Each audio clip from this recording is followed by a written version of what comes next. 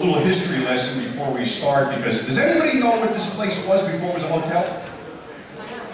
A cemetery! It was part, actually you're right, part of it was swamp, but it was also the Route 3 Drive-In Theater. Part of the Route 3 Drive-In.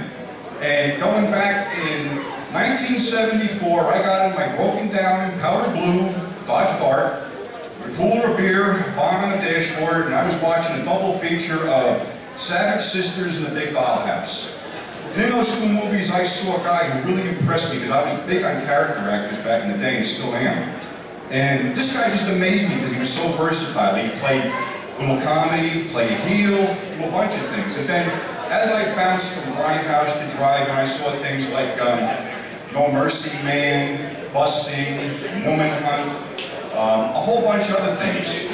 And that man, his name is Sid Haig, and today he is celebrating 50 years in show business. The man has seen it all, he's done it all.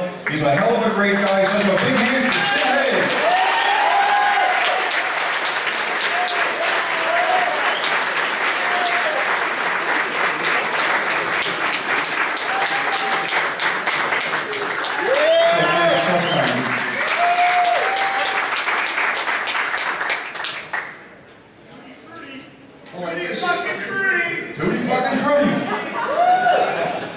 I guess the first question would be, what got you into show business in the first place? I just don't like working for a living.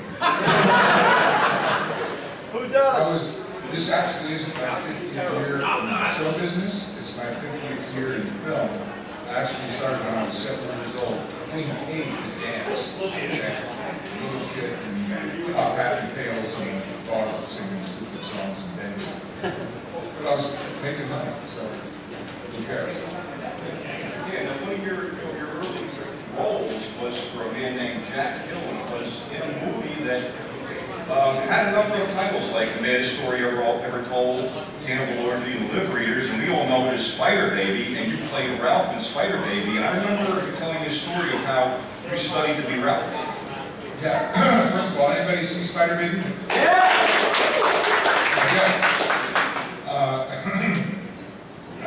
I looked at it and I said, what the hell am I going to do with this? And so I just had to take the characteristics of what I had to work with.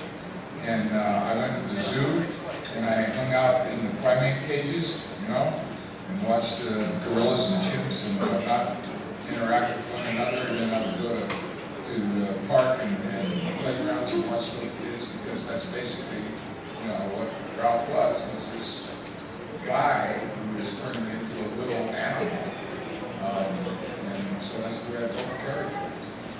And you also were fortunate enough to work with Lon Chaney Jr. in what was one of his last films. Yeah, it was his last starring role, as a matter of fact. Great guy, gentle, cooperative, friendly, so helpful, and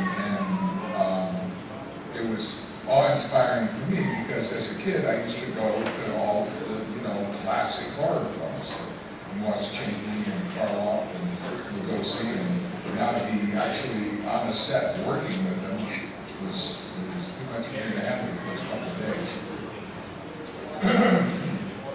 And again, that film was for Jack Hill. Now, something really remarkable happened in the late 60s. John Ashley had gone over to the Philippines and done a series of Well Island movies, and for those of you who don't know who John Ashley is, he was a beach party guy, Party Beach, all this stuff, and Funchal and stuff, but what people didn't realize is John was pretty much an astute businessman, and when he shot these Filipino horror movies, he realized it was money to be made in the Philippines, and he hooked up with Roger Corman, and that's where you came in. You wound up going over there doing Big Birdcage, Savage Sisters, all that stuff. Big Dollhouse.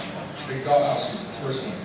And as a matter of fact, I was supposed to be shooting a film in Italy, okay, when Clint Eastwood decided that he didn't want to play that Fistful of Dollars character anymore.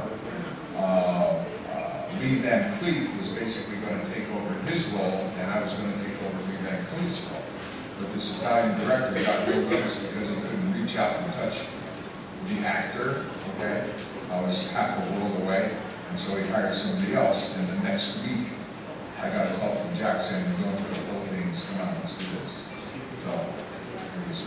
Okay, you stayed over there for quite some time. I stayed, at one point when we went back to do the big bird cage, I stayed and did 4 more films, and I was there for 6 months.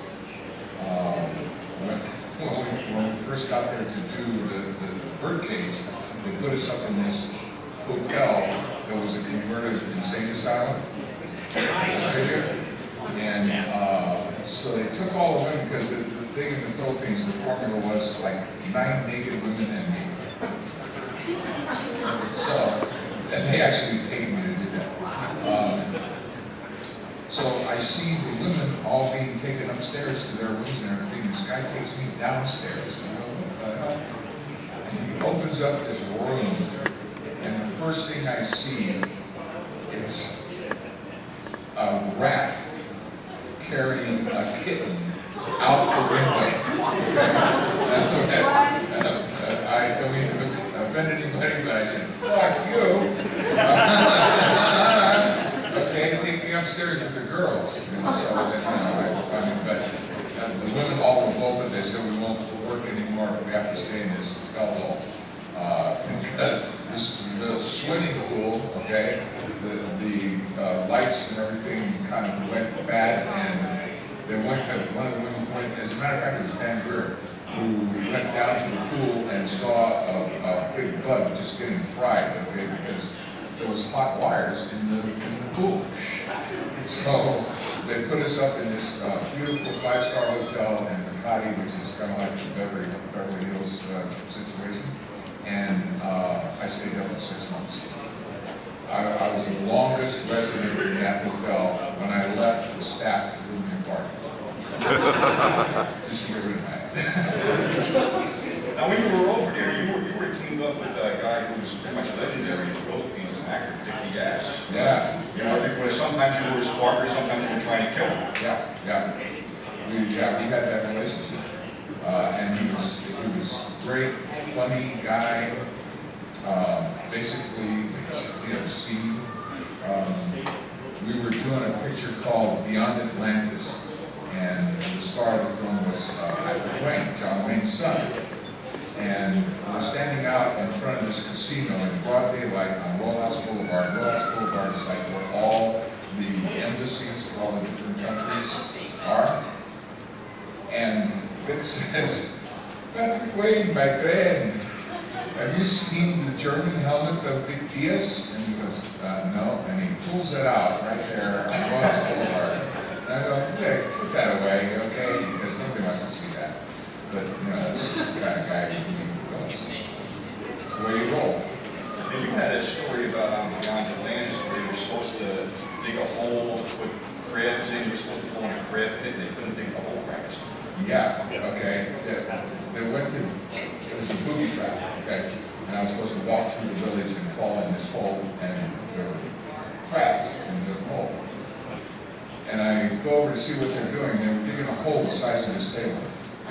I said, how am I going to put my big ass in that hole? Okay? Does anybody know how to dig a grave? And I go, well, yeah. I said, okay, do that, and only make it 6 feet deep, okay? So they did. And then I said, be sure, before we do this, that you spike the claws on the crabs, okay? And they go, what?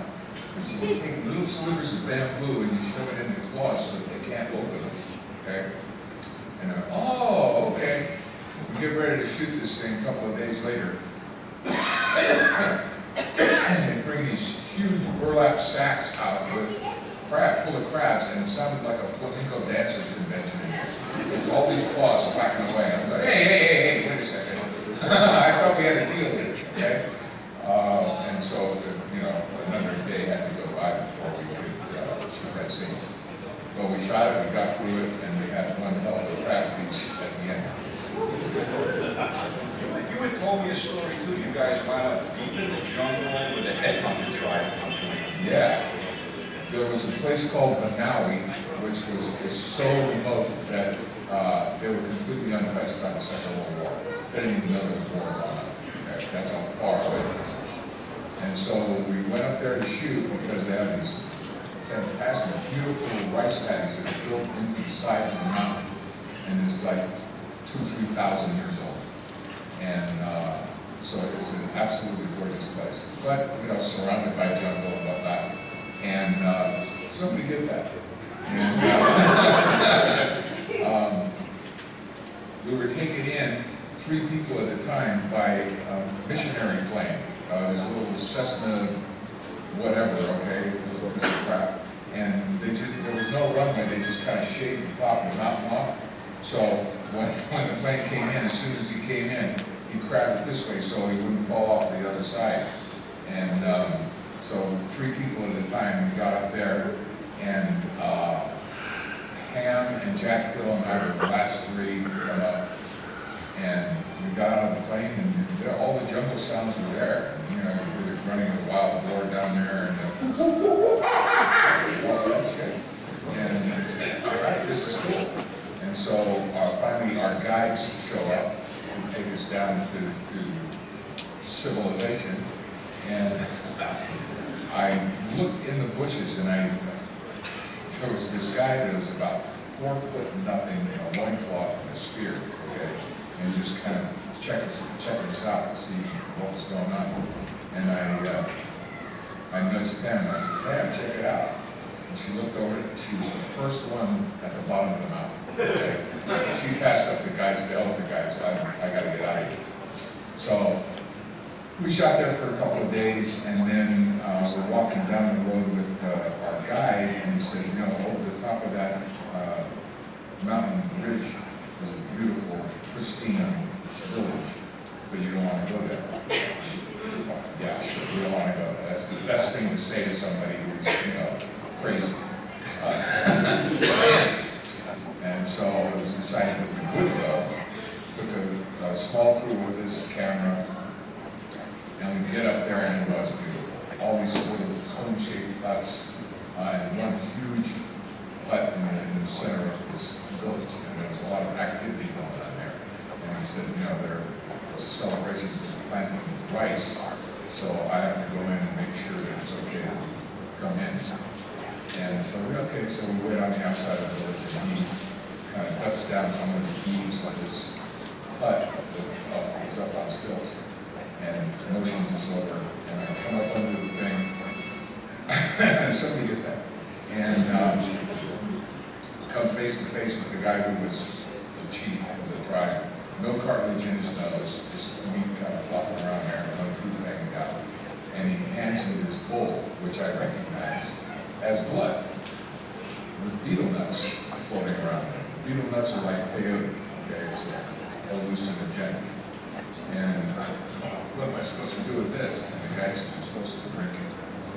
And bullshit. And he goes, no, really, you have to drink it. And I said, so I downed this. I found out that it was chicken's blood. Salmonella, anyone? And all the beetle nuts, the whole ball was in back of me. I hear Jack Hill go, holy shit. So I turn around to see what he's looking at, and the entire eaves of this hut were lined with skulls. Okay? And it's like, hey, can I have another bowl of that? Yeah, it was pretty wild. And so we shot whatever we were going to shoot. By the time we did that, it was just a couple of little scenes. I was floating. I was totally white. I walked 7 miles through the jungle barefoot and didn't even know it until the next day when my feet were the size of the stable. So it was a pretty wild experience. You didn't have any of that, did you? Nothing. I used it all.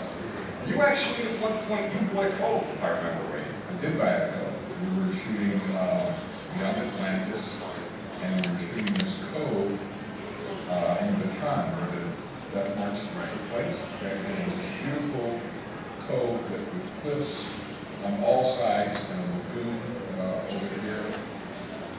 And at about 250 feet to the high water mark, and the whole thing was lined in the front with Matapuna coconuts. And Matapuna coconuts are the kind of loud looking, and they're kind of translucent, you know. And on the back was just lined naturally with mangoes. And I said, God, this is beautiful. I'd love to buy this. And so a friend of mine, a Filipino friend of mine, said, I'll see if it's for sale. And it was. And I bought it. It was like a quarter of a mile across. I bought it for $2,000. Oh my God. Yeah. But I couldn't own property there, so I had to give him the money, and he bought it, and then I leased it from him for $1 for 99 years. However, it didn't last that long because when Carazona Pino took over, she confiscated all kinds of property, and that was part of what she had confiscated. So I paid $2,000 for something that I could never use. So that would be a landowner in the fold. Yeah, yeah. Let me get this, your thoughts on John Ashley as a director, producer. He was a generous guy. He knew how to produce a film. He made sure that we had what we needed, and at the same time made sure that we were happy doing what we were doing, you know, which is something that a lot of producers could learn from. Another guy that was like that was Roger Smith and Margaret's husband. When we did CC and Company, he and Alan Clark were producers on the show, and I got my first week's check, and there was too much money in the check, and so I went to the auditor and I said, "There's too much money here." He said, "No." I said, "Yeah, there is. There's too much money in this check. What's up?" And he said, "Well, they had the shooting schedule budgeted by week, and you guys worked so well and so fast, cast and crew, that we took the money left over and split it equally amongst everybody." That's the way to keep people happy, okay? And did we bust our ass the next week? Of course. So, you know, everybody was happy and we were fat and getting paid more money than they actually were contracted to do. And John worked the same way. And you were paired up with Pam Greer for a bunch of movies too, a bunch over in the Philippines and then Coffee over here. What are your thoughts on Pam? She's like my little sister. We've done 6 pictures together. The Big Dollhouse, The Big Birdcage, Black Mama, White Mama, Coffee, Foxy Brown, and Jackie Brown. Yeah. And we were just inseparable. It was like we were really like brother and sister. You had a great chemistry. Oh yeah, yeah. So yeah, that was great. And I just got together with her at a convention down in Jacksonville, Florida last week, 2 weeks ago. And that was the first time I'd seen her in about 10 years. But you know, it's just the relationship just kicks right in. You know, we've got a strong bond. And working in the Philippines, where you know you're running around in the jungle and you know that everything that lives there can and will kill you if you don't show some respect for it, you know. So, you know, you form bonds really quickly when you're sitting one another's ass. Well, you just mentioned the CC Company. You did a couple of biker films, but I remember a story you had told about you and William Smith were bikers in the film, and you went to a bar in, I guess, costume, and some local rednecks took umbrage to you guys? It wasn't local rednecks, it was a suit. We were shooting this out in the desert in Tucson, and every day we come in and just, I mean, ravaged by the heat and the dust and everything else. And the first thing that Bill and I would do was hit the bar in the hotel and get a couple of long necks and, you know, just kind of wash the dirt out of our throats. And so we come in one day, and the seating was all kind of screwed up. Bill was sitting here, I was sitting here, and there was a guy in a 3-piece suit sitting next to me. And he turns and he looks at us because we were still in wardrobe, okay, as bikers. And, you know, after 3-4 weeks, they never wanted you to wash the wardrobe, okay? You started kind of smelling like a dead goat, you know? So this guy looks at me and he goes, "What in the hell are you guys doing in here?" And I just started to lift the drink to my mouth, and Bill Smith reached across me and gathered up every piece of material on this guy's chest and pulled it forward. So I had this guy's face here, and Bill's face here. And Bill goes, "We came in to hand out tickets to an ass kicking. You want one?"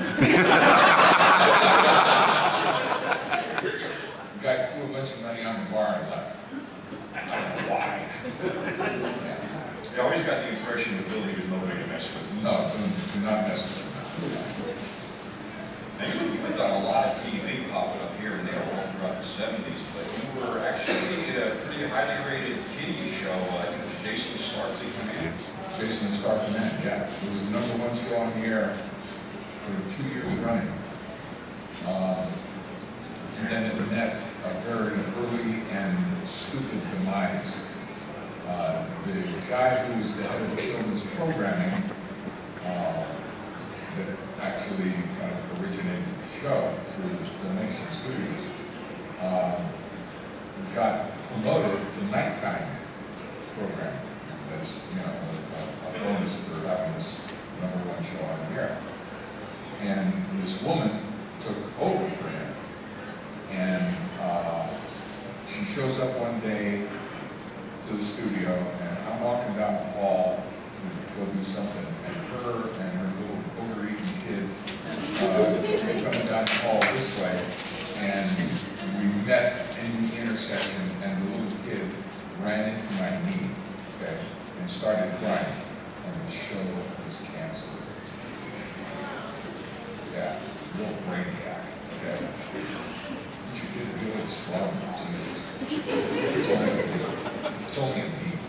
You've done a lot of it. You've done videos in Hill Street Blues, Star Trek, a ton of other stuff in the 70s. What other TV shows stand out? I did 9 Mission Impossibles. 3 of them with Martin Landau, okay, when he was in the first 3 years of the show. That was kind of a record. Nobody had ever done that many Mission Impossibles as a guest. And so that was really kind of cool. But, you know, I was so fortunate.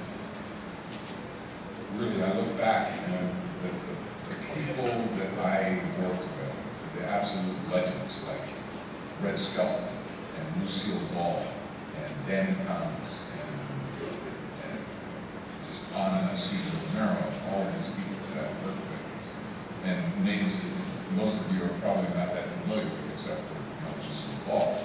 But it was just an amazing time. I went to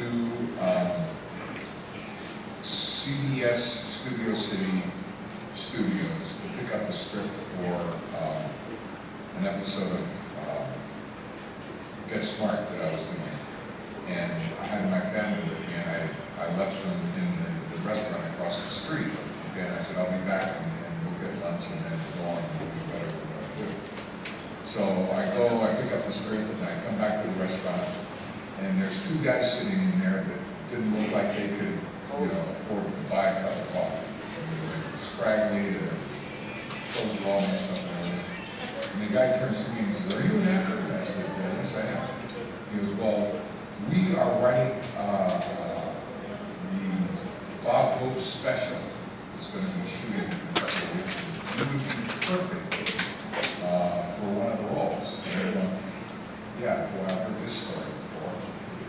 So I said, "Yeah, okay, good." But the guy said, "What's your name?" And I told him, and he said, "Okay." So we go and we do whatever we're doing and get back to the house, and there's a message from my agent. And he goes, "In a restaurant?" And I called him, I said, "What are you talking about?" He said, "2 writers from the Bob Hope Show. You're doing the Bob Hope Show, okay?" Well, okay. Whatever you say, boss. So, you know, it's like one of those things you can never assume by a person's appearance or book by the cover and all that crap, okay? So, you know, that was a pretty wild experience. And then I did another Bob Hope Show after that. You actually worked with Lee Marvin twice. You worked once in Point Blank and once on Emperor of the North Pole, which they had a pretty brutal fight scene in an early Borgnine. Yeah. And you told me some good Lee stories. Actually, we worked together 3 times because Lee Marvin was also on that episode of Bob Hope Show. Yeah. But yeah, when we did Point Blank, we had the rap party across the street from the studio in a topless bar. And the girls were there and dancing in the whole ball of wax, okay? And so we're having a good time, and we're drinking and carrying on, and all of a sudden, this guy makes a pass at one of the girls, and she turns him down, and he starts getting all grumpy and everything, and he throws a shot glass at the girl who's up on the stage. Okay, missed her by 6 blocks, but he just whizzed right past my head. Okay, and Mark goes, "Are you going to let him do that?" Are you going to let him do that? No, I guess we won't. The fight starts. Okay, he got me in 3 fights that night. One of them with Sergio Leone, who nobody knew at that time. And he's there, and he's coming on to this young actress, and she's kind of pushing him away and saying, "No, please, blah, blah, blah," and he keeps pressing her and pressing her.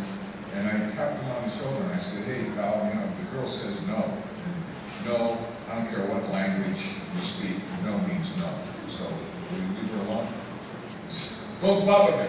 And he goes after her again. So I said, "Oh, fuck this." And so I spun him around and threw him against the wall and pinned him there, and I was about ready to touch him.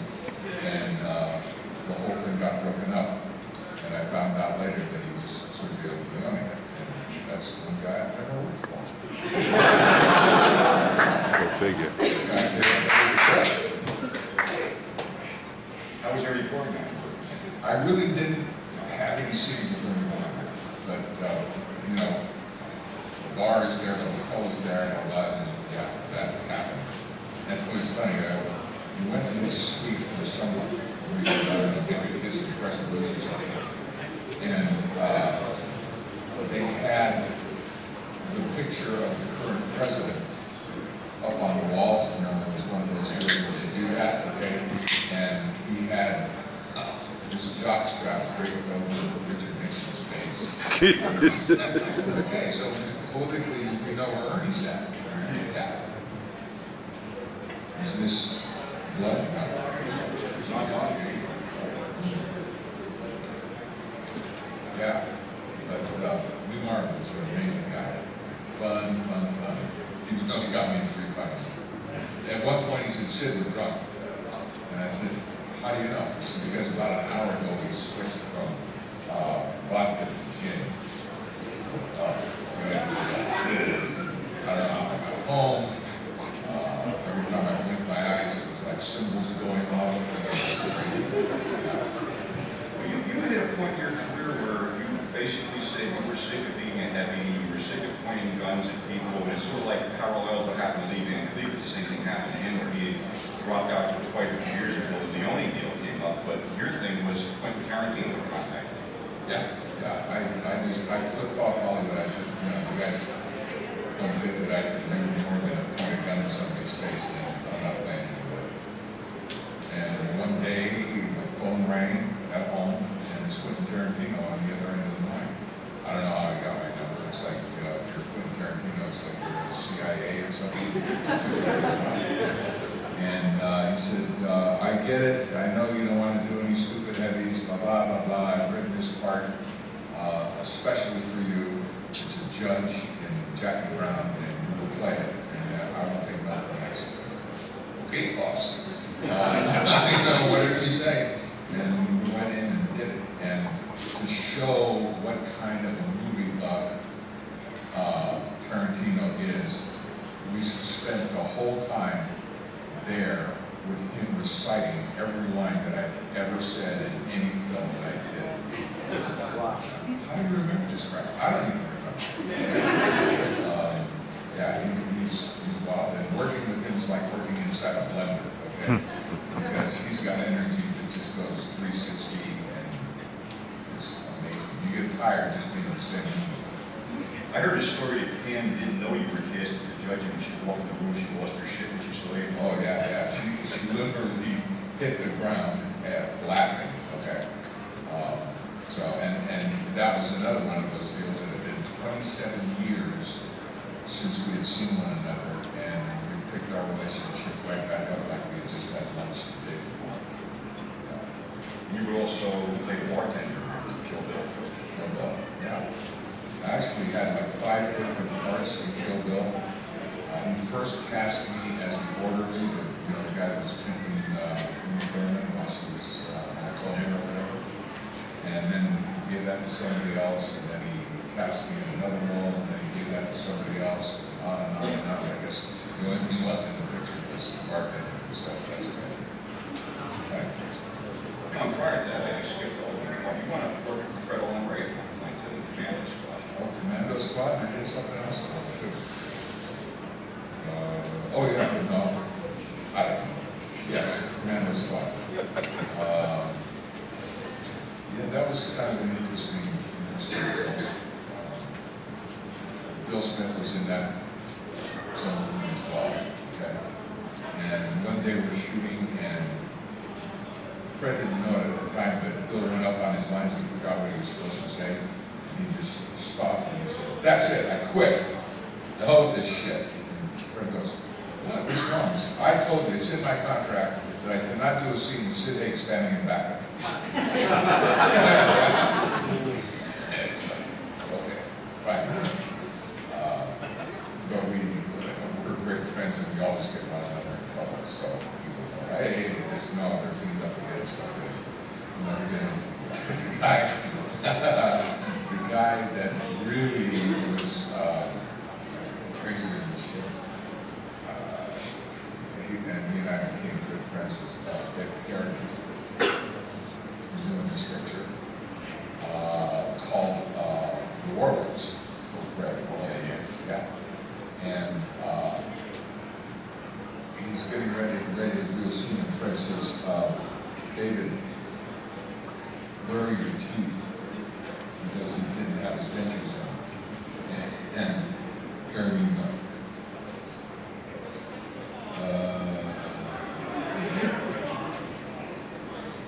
they're in my pants. And he's like, "Okay, where are your pants?"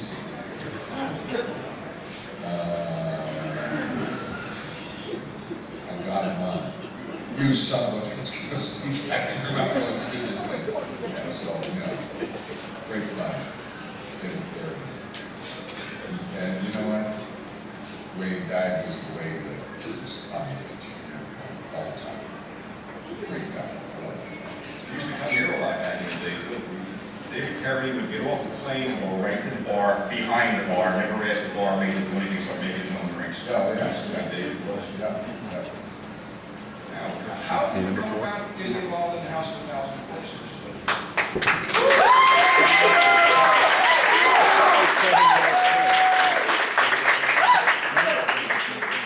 Yeah, you like it now.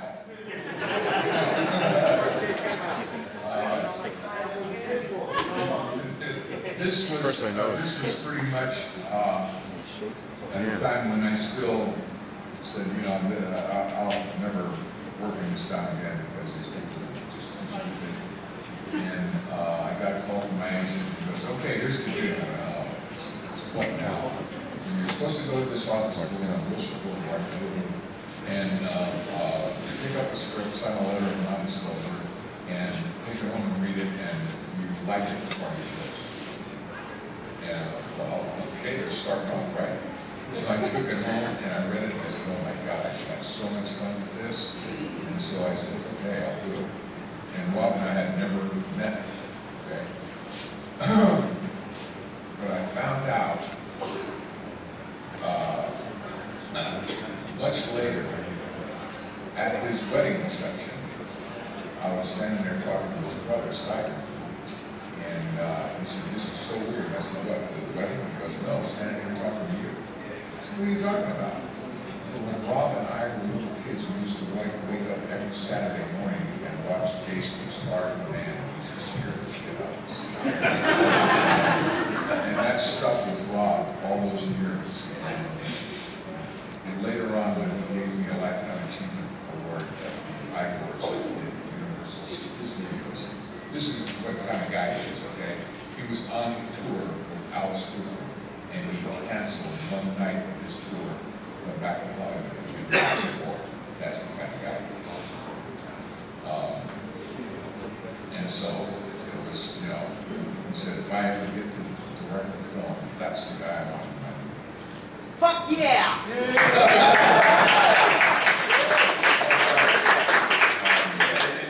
The weird thing was that after you guys finished the film, Universal didn't touch it. Yeah. Universal would not touch the film. Why? They spent $7 million making this film. They had their own producer on the set every day. They watched dailies every day. They gave Rob notes every day. And we were having screenings around the country, and the survey cards were coming back that were amazing. Okay, people either loved it or hated it, which is exactly what you want, you know. And so Stacy Snyder, the head of production at Universal, said, "Well, you know, maybe I should go to one of these screenings." And he goes, "Yeah, come on, and, you know, great fun. As a matter of fact, we're doing one in blah blah wherever." And so she went to the screening, and after the film was over, they found her in the lobby of the theater, crying and shaking uncontrollably. Somebody had to drag her fat ass home the next day. And then the film was canceled. They put it on the shelf. And, you know, she said it was morally corrupt, had absolutely no value whatsoever, and blah, blah, blah, blah, and all that stuff, okay? So she said this in an interview with the reporter from the Los Angeles Times. And he said, "Well, I don't get it. How does Hannibal get a thumbs up and House of 1,000 Corpses get a thumbs down?" And she goes, "Well, because we know Anthony Hopkins is not like that."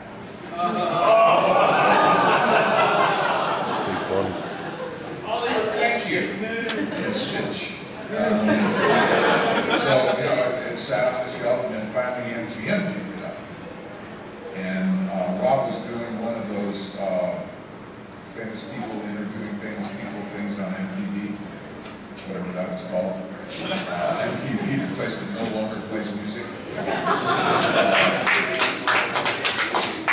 And he was interviewing Ben Affleck, and he was asking Affleck about this film that he was doing. And Affleck says, "No, forget about that. What about, you know, your film, House of 1,000 Corpses?" And so he kind of ran it down, you know, they canceled it. MGM, you know, they canceled it because she said it was morally corrupt. But MGM picked it up. And so I said, "Well, Universal turned it down because it was morally corrupt. Why did MGM pick it up?" And as a joke, and everybody behind the camera, you hear laughing, okay? Rob says, "Well, I guess MGM doesn't have any morals." Thank God. The next day, it was canceled. And I knew that for a fact because my daughter-in-law was working in the art department at MGM, and they came in and shredded everything that had a House of 1,000 Corpses on it. And Lionsgate says, "Well, how come we've never seen this film?" "You've never seen the film?" "Okay, watch this." So Lionsgate said, "Oh, we gotta have this film." So they go to Universal. Universal says, "Okay, we'll discount the film by $2 million, give us $5 million in commercials." So Lionsgate says, "Okay, that's fine. We'll give you $1 million up front and X percentage of first money's in until the $5 million is paid off." Okay.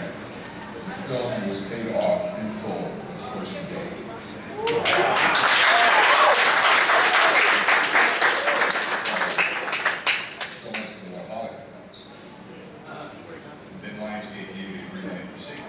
Yeah, and it was funny, I was sitting at home, I get a call from Rob, and he goes, "I don't have a lot of time to talk, I got a reporter from Variety on the phone. If we do a sequel, will you do it?" I said, "Yes." He said, "Okay." And then, you know, the Rejects was formed. And that hit me more of a spaghetti western almost than a horror. Absolutely. How many people have seen The Wild Bunch? Okay? Does The Devil's Rejects not remind you of The Wild Bunch? Just modern day, okay? Absolutely, okay? And, you know, that was, I think, some of the, almost charm, interest that you show, because I don't think there's anything charming about The Devil's Rejects. But, you know, it's, I liked it because the characters got fleshed out a little bit more. You got to see